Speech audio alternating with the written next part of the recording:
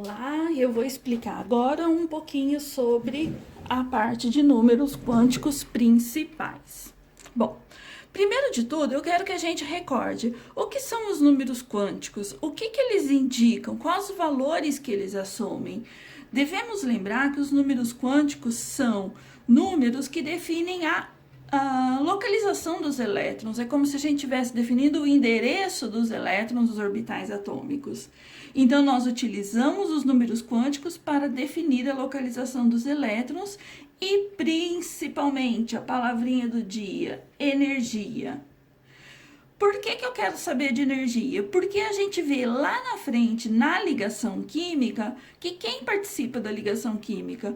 Os orbitais, os elétrons que se encontram em orbitais mais energéticos, ou seja, na camada de valência. Então, definir a ordem de energia dos orbitais, definir a ordem de energia dos elétrons que ocupam esses orbitais, nos ajuda a definir quais são os elétrons que vão participar da ligação química e que tipo de orbital eles se encontram. Quando a gente fala, por exemplo, de uma hibridização sp3, quem que define essa hibridização sp3? Como que ela é definida? Quando a gente pensa em uma hibridização sp2, como que a gente define essa hibridização? Como que a gente faz com que estes orbitais que sobram, que ficam, esse orbital P que fica sem interagir, ele tem orientação espacial em qual direção? Então, eu quero que vocês pensem nisso. Nós temos 4 números quânticos. O primeiro, número quântico N, número quântico principal, que define o tamanho do orbital e a energia. Ele varia de 1 até o infinito, sendo usualmente até de 1 até o 7. Por quê? De todos os elementos químicos que nós temos no mundo, nós temos que os elétrons só ocupam as camadas de 1 até 7. Matematicamente, existe o número quântico 8, 9, 10 e assim por diante. Matematicamente, existe o número quântico 8, 9, 10 e assim por diante. Assim como matematicamente existe o infinito. Na prática, a gente consegue contar até o infinito? Então, lembrando que os números quânticos ou os orbitais é um resultado matemático, portanto, matematicamente existe, mas orbitais ocupados nós só temos hoje até o nível 7. O número quântico secundário L, ele vai definir o formato do orbital, ele é o subnível do orbital.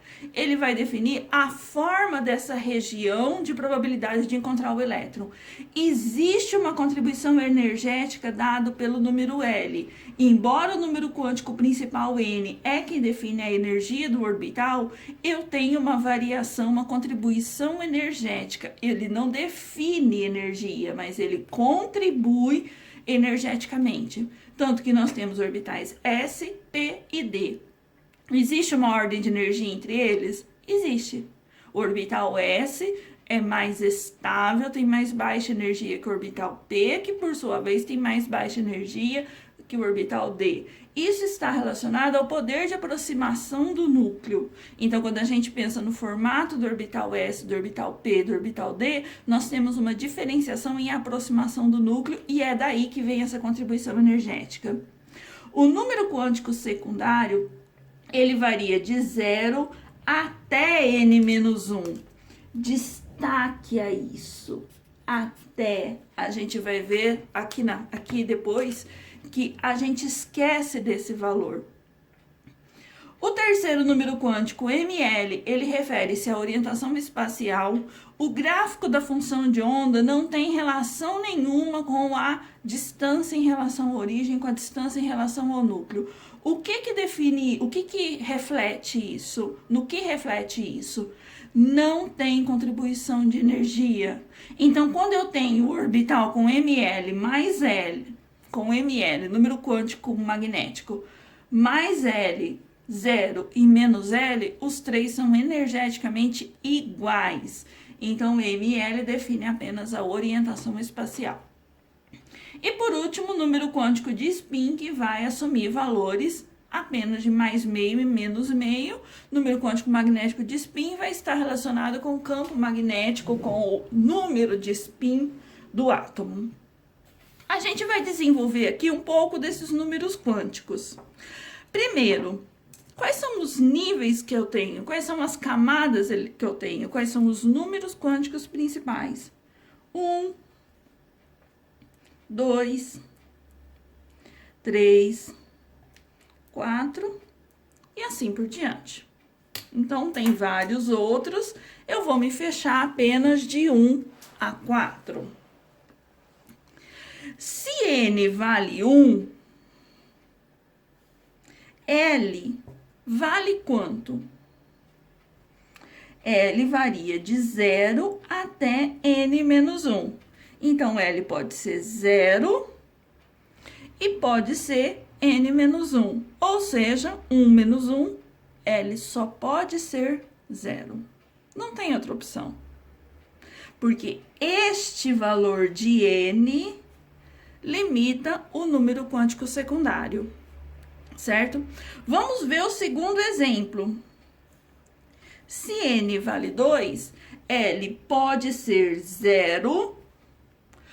Veja bem, ele varia de 0 até N menos 1.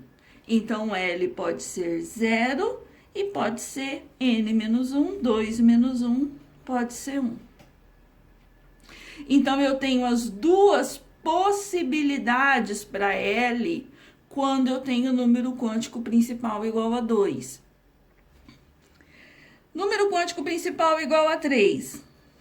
Pode ser 0, pode ser 1, pode ser 2. Vamos ver. 3 menos 1, 2. Pode. Pode ser 3? Não. Porque se N vale 3, L tem no máximo N menos 1. 3 menos 1, então ele vai até o 2. Certo? De novo, 4 pode ser 0, pode ser 1, pode ser 2, pode ser 3? Pode. 4, N menos 1 vai dar 3. O que a gente esquece quando a gente chega nessa parte? A gente só assume que L vale N menos 1. Não, L não vale N menos 1. L vale de 0 até N menos 1. E para os valores de L, eu tenho nomes especiais, ou seja, S, P, D e F. Ou seja, no nível 1, eu só tenho a possibilidade de ter um orbital do tipo S. No nível 2, eu tenho possibilidade de ter orbitais do tipo S e do tipo P. No nível 3, eu tenho orbitais S, P e D. Eu não tenho orbital 3F, porque ele é proibido por essa regra. No nível 4, eu tenho orbitais S, P, D e F. Certo? Ou seja, existe o orbital 1s, existe o orbital 2s, existe o orbital 2p, existe o orbital 3s, existe o orbital 3p, existe o orbital 3d, existe o orbital 4s, existe o orbital 4p, existe o orbital 4d, perdão, existe o orbital 4f.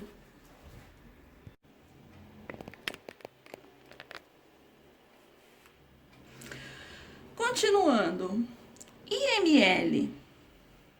Nós já definimos aqui, nós já aproximamos do que a gente conhece como diagrama de Pauli, embora a gente não tenha ainda uma ordem clara de energia. Eu estou definindo os orbitais de acordo com o número quântico principal. ML, ele depende de L. Ou seja, ele varia de menos L a L passando pelo zero, de um a outro. Se L vale zero, ML só pode ser mais zero, zero, menos zero. Que ficou feio pra caramba, né? Ou seja, se L vale zero, ML só pode valer zero também, ok? Se L vale zero, ML vale zero também. Se L vale 1, ML vale menos 1, 0 e mais 1. Eu tenho, portanto, 3 orbitais que são energeticamente iguais, porque o número quântico principal define apenas orientação espacial, ele não define ordem de energia, são energeticamente iguais, ou seja, são degenerados, mas que variam em orientação espacial. Nós chamamos eles de 2px, 2py, 2pz. Ah, Márcia, e se eu quiser chamar de pz, px, py? Tanto faz. Qual que é o pz, o px, o py? Tanto faz, não sei. Depende da referência que você estabeleceu. Mas desde que você entenda que eles são, primeiro, energeticamente iguais, isso vai refletir lá na frente na regra de Hund. Segundo, eles têm orientação espacial distinta, isso vai refletir lá na frente quando eu falar de hibridização na teoria de ligação de valência, certo? E no nível 3, vamos apagar aqui, senão já não vai ter espaço. No nível 3, eu tenho o orbital 3 de subnível L, 0, perdão. Significa, então, que o ML deste orbital vai ser 0. Eu tenho o orbital de subnível 3, de nível 3 de subnível 1, ou seja, ele assume orientação menos 1 mais 0 mais 1, é o orbital 3px, 3py, 3pz. E eu tenho ainda o orbital de subnível 2. Se o ML agora depende de L, ele pode ser menos 2, menos 1, 0, mais 1, mais 2. E o mesmo vai valer agora para o nível 4. 0,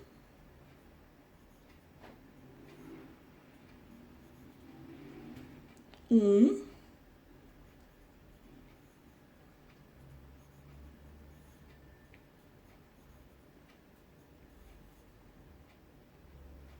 2. E agora, os orbitais F, eles têm L, número quântico secundário igual a 3. Significa que eu tenho orbitais com orientação espacial que varia de menos 3 até mais 3, passando pelo zero. Então, não podemos nos esquecer disso. Primeiro, o número quântico secundário, ele varia de 0 até n-1. Ele tem uma interferência de ordem de energia, então eu tenho uma ordem crescente de energia do 4s para o 4f. Ele é substituído por essas letras que simplifiquem muito a nossa vida. E o ML, o número quântico magnético, a orientação espacial, não tem contribuição energética, mas depende desse número. Ela vai se referir à orientação espacial que esses orbitais assumem.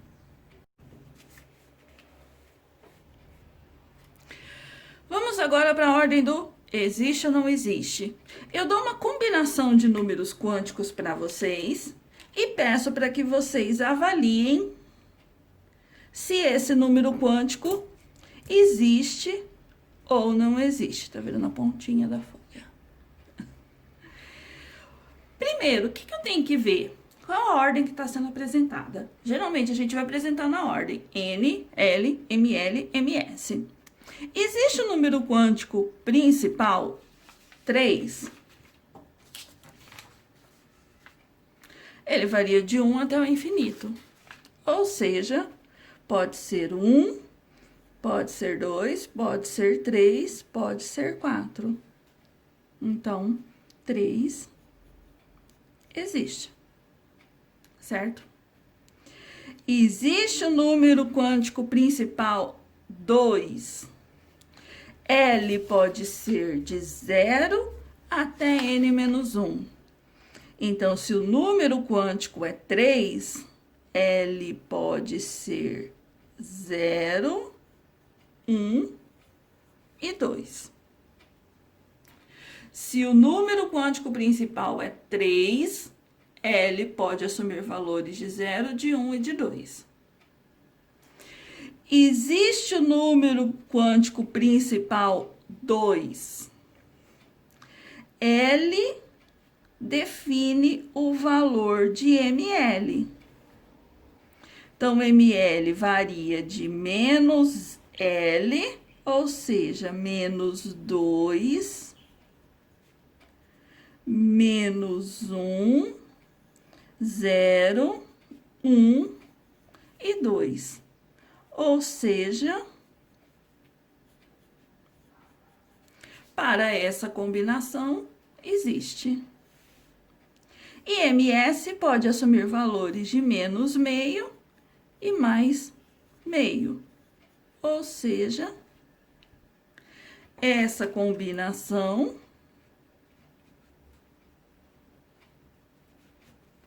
existe. Vamos ver uma outra agora que não existe. Número quântico principal, lembrando dessa folhinha aqui, varia de 1 até o infinito. Então, pode ser 1, 2, 3, 4, 5, 6, 7, 8, assim por diante. Ou seja, 5 é uma possibilidade de número quântico principal.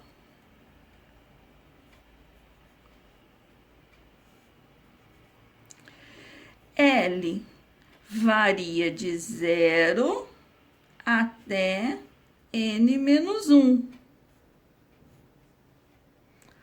Se o número quântico principal é 5, L pode ser 0, 1, 2, 3, 4. Não pode ser 5, certo? Então, 2 é uma possibilidade.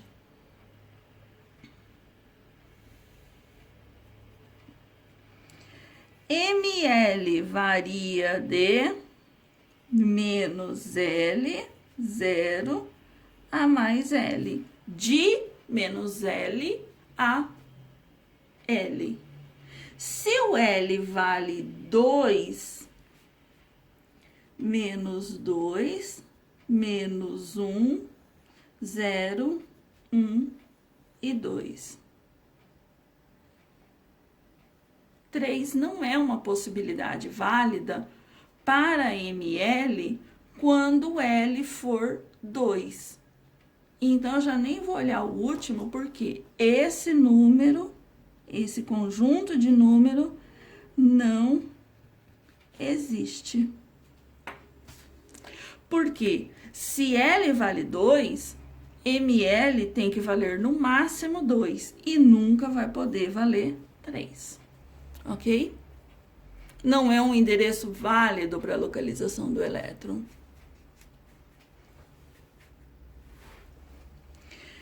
E por último, N. 1, 2, 3, 4, 5, ou seja, de 1 até o infinito, 4 é uma possibilidade válida. L varia de 0 até n menos 1. Então, 0, 1, 2, 3. Se o número quântico principal é 4, o máximo que eu encontro é 3 para o número quântico secundário. Então, essa é uma possibilidade válida também. Se L vale 3, ML varia de menos L a mais L. ML, portanto, vale menos 3, menos 2, menos 1, 0, mais 1, mais 2, mais 3. Ou seja, 1 é uma possibilidade válida. E como a gente viu que MS varia de mais meio a menos meio, essa também é uma possibilidade válida. Logo, esse conjunto existe. E agora, eu quero que vocês pensem em outra coisa. Nesse exercício, eu perguntei se há possibilidade desses números quânticos, ou seja, se essa localização para o elétron é uma localização válida. E se eu der um conjunto de números quânticos e perguntar qual o elemento químico que apresenta o elétron da camada de valência com aqueles números quânticos, que é mais ou menos o primeiro exercício da lista da professora Maria Wanda. Então, o número quântico principal é 3, ou seja, na camada de valência, eu tenho o número quântico principal igual a 3, o número quântico secundário igual a 2. Eu estou falando, então, de um orbital do tipo D. Esses dois valores já me indicam que é um orbital do tipo 3D. O primeiro número na frente daquele conjunto de símbolos, 1s, 2s, 2p, 3s, 3p, refere-se ao número quântico principal. E o segundo número, representado por um símbolo, refere-se ao número quântico secundário. O orbital 3D, a gente sabe que ele apresenta 3 orientações espaciais, 5, menos 2, mais 2, representei ao contrário, mais 1, 0, menos 1, menos 2. Ah, eu vou começar pelo menos 2, eu vou começar pelo mais 2, não importa, desde que vocês saibam que ele é igual energeticamente. Certo? Nós representamos, então, como 5 orbitais degenerados, ou seja, de mesma energia, cada um com uma orientação espacial distinta. Eles estão localizados num plano que depende de 2 coordenadas, eixo x, y, eixo x, z, eixo y, z e assim por diante. Esse elétron encontra-se num desses orbitais, por exemplo, 1, 2, 3, 4, 5, 6, 7, 8, 9. Aqui. Se eu assumir que esse é o orbital menos 1, então ele está nesse conjunto. Por que que você preencheu até lá e por que que você não fez isso daqui apenas? Porque o último número quântico me diz que ele tem um spin invertido. Ou seja, eu estou falando deste elétron aqui, que eu vou pintar de cor de rosinha. Mas, Márcia, se eu considerar, tipo, do menos 2 até o mais 2, e aí eu vou parar aqui, tudo bem. Desde que você saiba explicar por que você chegou naquele resultado, pra mim, tudo bem, ok? Eu estou falando, portanto, deste elétron, ou seja, o último elétron mais energético está num orbital do tipo 3D9. 2, 4, 6, 8, 9. Configuração 3D9. Eu vou colocar, então, o que vem antes? Um S, 2S, 2P, 3S, 3P, 4S, 3D. Ou seja, a configuração completa é essa. Eu tô falando que esse é o último elétron, é a camada de valência. Antes dele, eu tenho vários outros subentendidos, vamos dizer assim. Então, esse elemento químico é o cobre. Por que não o íon cobre? No exercício, aqui eu não coloquei, mas no exercício a professora Wanda fala um átomo. Ou seja, ele não está falando que é um íon, ele não perdeu um elétron, é um átomo no estado fundamental, certo? De novo, ressalto. Aí, se eu considerei menos 2, menos 1, 0, mais 1, mais 2. As minhas caixinhas foram feitas ao contrário da sua.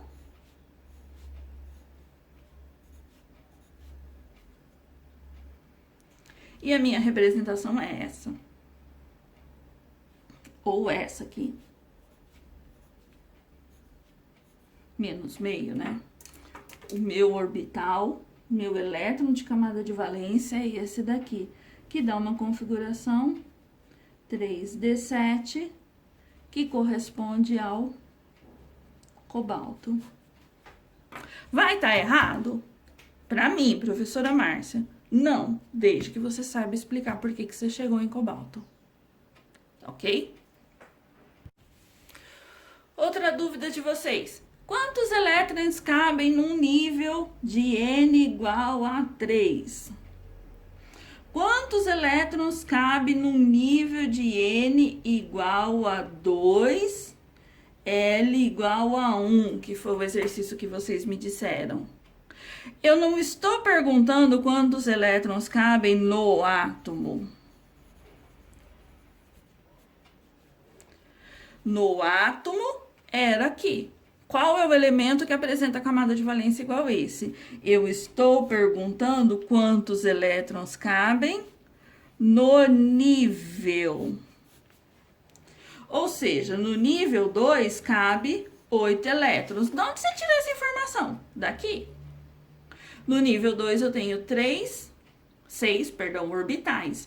1, 2s e 3 orbitais 2p. Cada orbital cabe 2 elétrons, então cabe 2, 4, 6, 8. Só que no nível de L igual a 1, só cabe 6. Logo, a resposta é essa. E no nível 3, cabe 2 no orbital S, 6 no orbital P, nos 3 orbitais do tipo P, e 10 nos 5 orbitais do tipo D. Ou seja, cabe ao total no nível 3, no orbital 3S, 3P, 3D. E existe o 3F? Não, não existe, Márcia. Então, no nível 3 cabe 2, 6, 10.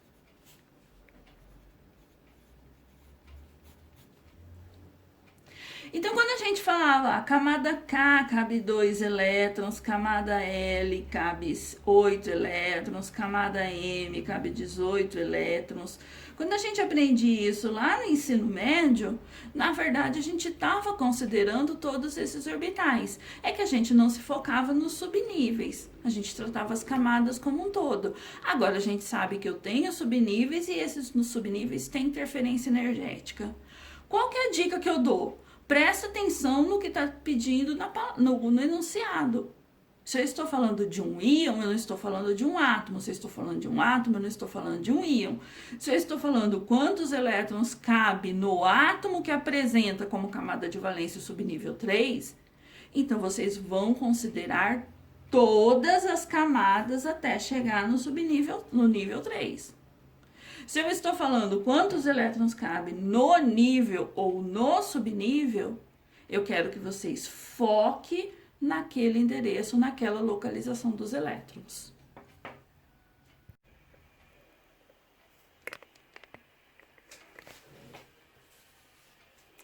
Bom, continuando agora, nós vamos falar de estados proibidos, estados permitidos, estados excitados, ou seja, princípio de Aufbau, princípio de exclusão de Pauli e regra de Runge. Eu fiz aqui uma representação arbitrária, aleatória de ordem de energia. Ou seja, eu coloquei uma setinha aqui que indica que a energia varia do estado menos energético, do mais estável, para o mais energético, embora o incremento, a distância, a diferença de energia entre cada nível não é o correto, o ideal. É só uma representação que a ordem aumenta energeticamente. Da onde você tirou isso? Dos números quânticos principais, dos números quânticos do átomo. Ou seja, a primeira representação que nós falamos aqui era no orbital 1s, 2s, 2p, 3s, 3p, 3d, 4s, assim por diante. Só que pelos cálculos quânticos, a gente sabe que a ordem de energia dos orbitais segue o que está proposto no diagrama de Pauli. Ou seja, o orbital 1s é seguido pelo orbital 2s, que apresenta mais alta energia do que esse. Orbital 2p, que embora pertença ao mesmo nível eletrônico 2, o orbital 2s e 2p tem uma aproximação ao núcleo diferente, o que faz com que o orbital 2s seja de menor energia do que o 2p, e assim por diante.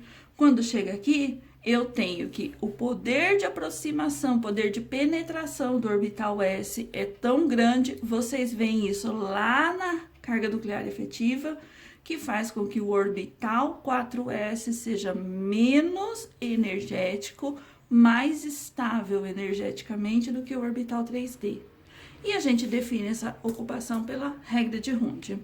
Vamos colocar elétron aqui, aleatório.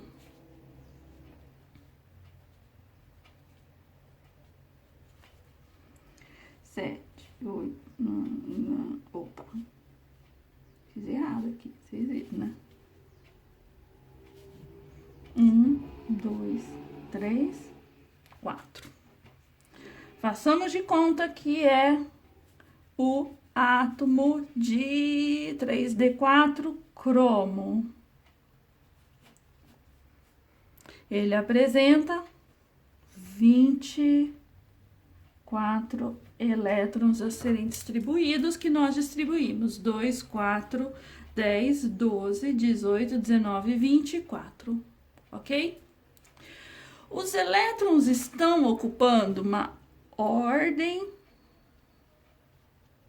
crescente de energia.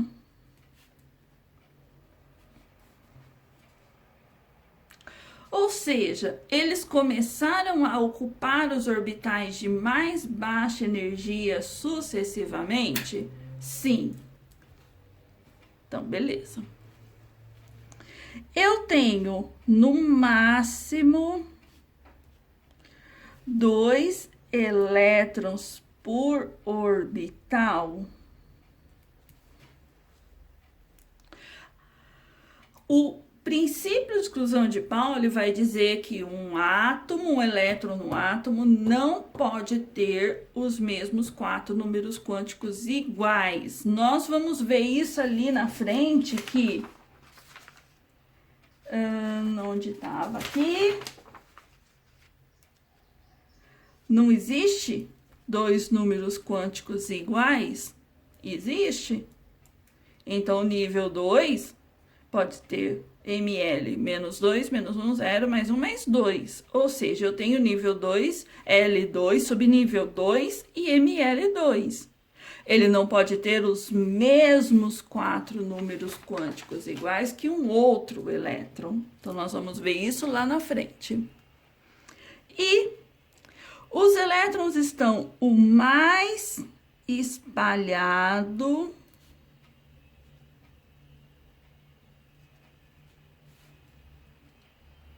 possível. Ou seja, se eu tenho opções energeticamente iguais, vamos voltar aqui na nossa regrinha. O único ml que não define energia é o número quântico de spin e o número quântico magnético. Ou seja, quando eu passo de 1 para 2, eu tenho diferença de energia. Quando eu passo de 2s para 2p, eu tenho diferença de energia. 2p para 3s, 3s para 3p, 3p para 4s, 4s para 4d, eu tenho diferença de energia.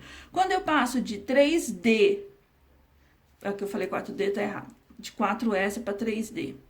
Quando eu passo de 3d menos 2, 3d menos 1, 3d 0, 3d1, 3d2, eu não tenho diferença de energia. Ou seja, se os orbitais têm a mesma energia, os elétrons vão ficar o mais espaçado possível.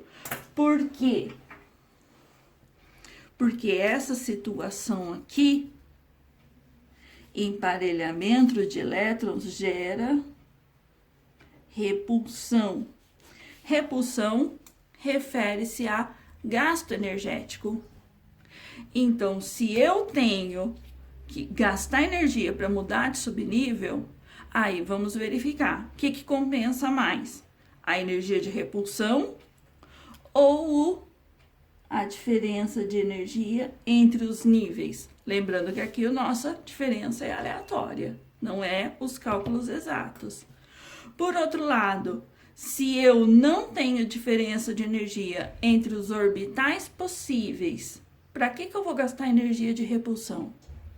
Então, se eles estão em ordem crescente, se eles estão no máximo 2 elétrons por orbital, e se eles estão o mais espaçado possível, significa que esse refere-se ao estado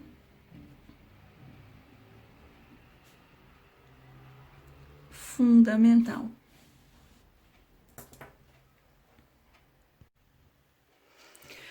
Nós falamos do estado fundamental, agora eu trouxe 2 exemplos que eu quero que a gente discuta agora outras possibilidades.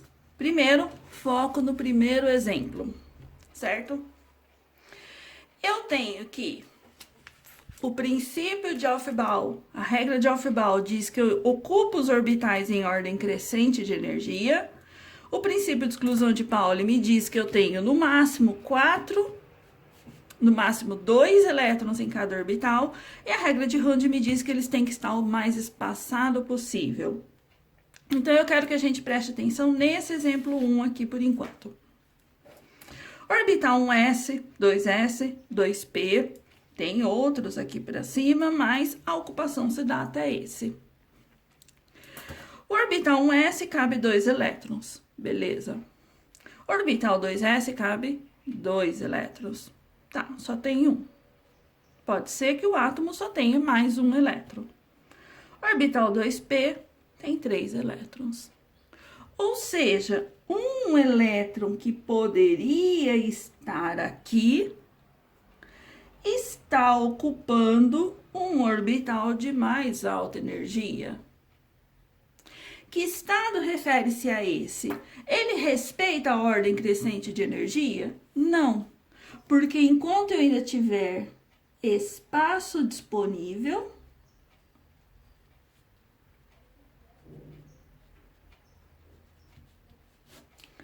os elétrons não ocupam os níveis mais energéticos, de mais alta energia. Bom, a gente vai ver isso lá na frente, que quando eu faço isso, eu desemparelho este elétron. Ou seja, eu permito que agora o átomo faça 4 ligações, como é o exemplo do átomo de carbono. Eu tenho um gasto energético pela excitação deste elétron? Tenho. Só que eu tenho a compensação de fazer 4 ligações agora. Então, eu tenho um gasto energético que está excitado, um gasto energético que está sendo compensado. Um elétron pode sair de um nível e ir para o outro? Sim. O átomo de Bohr já previa isso. Se ele absorve um pacote de energia de magnitude H nu, ele é promovido para um nível eletrônico mais energético, desde que esse pacote de energia seja igual à diferença de energia entre os dois orbitais. Ou seja, esse aqui refere-se ao estado excitado. Eu tenho elétrons em níveis eletrônicos mais energéticos, enquanto há vacância, há espaço disponível para esses elétrons ocuparem níveis mais internos. Exemplo 2. Eu tenho o mesmo caso agora, ou parecido. Eu tenho o orbital 1s, 2s, 2p, 1s com 2 elétrons, ok, tranquilo. 2s deveria ter 2 elétrons, mas não tem. Esse que eu representei em azul, eu representei pontilhado, justamente para dizer que ele deveria estar ali. Mas ele não tá, ele foi excitado para um nível mais energético. Só que quando ele foi excitado para um nível mais energético, ele passa a ocupar um orbital que já possuía um elétron. Ele foi para um orbital que já tinha um elétron, ficou agora um elétron rosinha, que eu representei rosinha, e o elétron azulzinho. Vou dar um zoom aqui. O elétron rosinha e o elétron azulzinho. Vamos verificar os números quânticos do elétron rosinha? Está no nível 2. Orbital do tipo P. Lembrando nossa primeira tabelinha. Orbital do tipo P, número quântico L, 1. Sei lá, vamos assumir menos 1, 0 mais 1, tanto faz, menos 1. E a orientação para cima, mais meio. Vamos agora ver o elétron azulzinho. Tá no nível 2. Tá no nível P. Tá na primeira caixinha, menos 1. Tá com o spin para cima, mais meio. Ou seja, os 4 números quânticos são iguais. Ah, o 2 era igual ao 2, que também é para esse, que também é para esse. O 1 é igual a 1, também é para esse, também é para esse. Só que agora eu tenho menos 1, 0 e menos 1. Então, embora todos estejam setinha para cima, todos os rosinhas vai ser mais meio, este número quântico ml vai variar. Então, pelo menos um número quântico vai ser diferente. Ah, eu posso ter 2 números iguais? Pode. O que eu não posso é ter 2 elétrons com o mesmo 4 números quânticos iguais.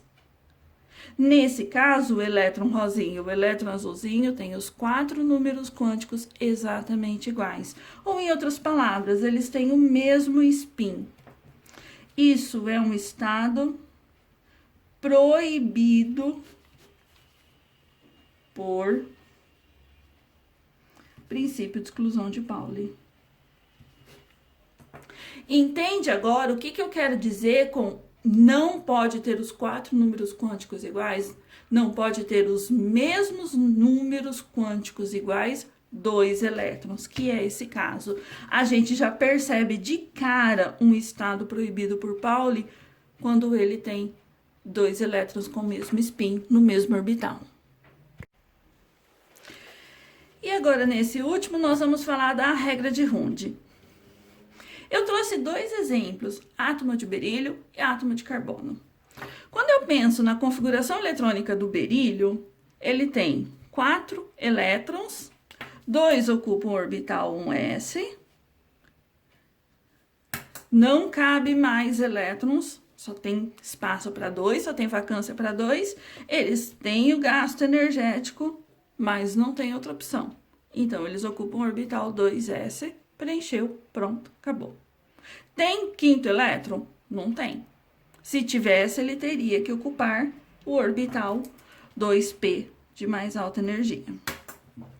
Quando a gente vai para o átomo de carbono, eu tenho 2 possibilidades. Carbono tem 6 elétrons. 1s2, 2s2, 2p2. A outra opção, 1s2, 2s2, e essa daqui. Ou seja, se eu tiver mais que um elétron em um subnível degenerado, ou seja, em um subnível que apresenta 3 orbitais de mesma energia, eles podem assumir essa configuração aqui, se agrupando e deixando 2 orbitais vazios, ou ele pode ocupar o mais espalhado possível.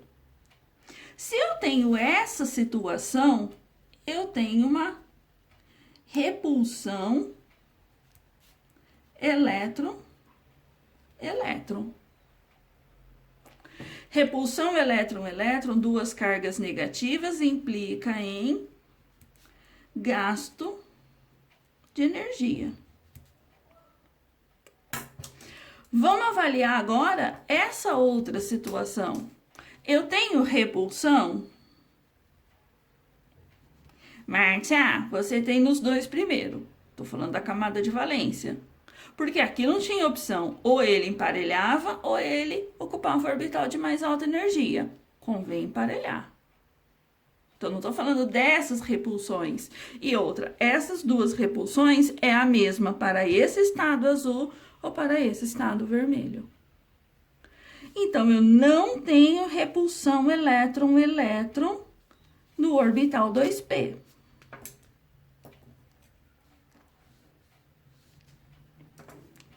Eu tenho diferença de energia? Não, porque esses orbitais são degenerados. Eles são 3 orbitais que diferem apenas na orientação espacial. O que regra de Hund nos diz? Que entre essa configuração, que eu tenho gasto energético, e essa configuração que os orbitais são degenerados, ou seja, tem a mesma energia, a natureza tende a assumir a configuração de menor energia.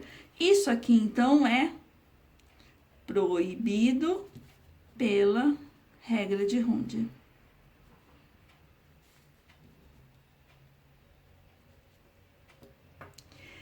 E se fosse essa situação aqui?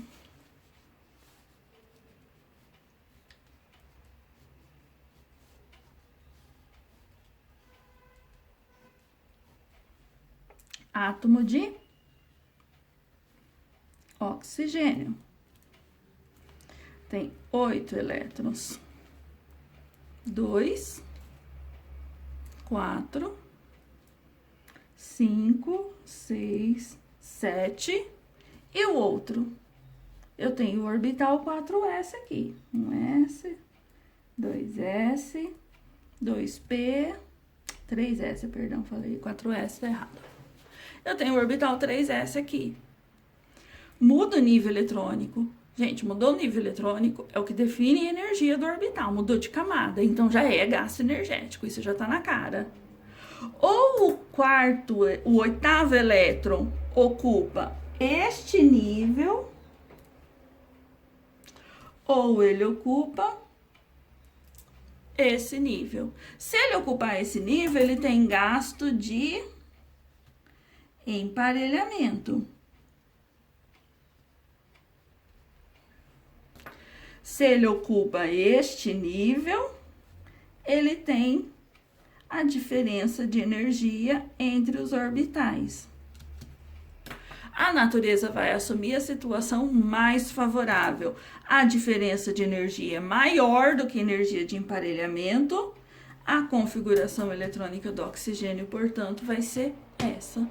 Tanto que a gente sabe que o oxigênio faz 2 ligações, recebe 2 elétrons, que são as 2 vacâncias disponíveis. Certo? Até mais à tarde, pessoal.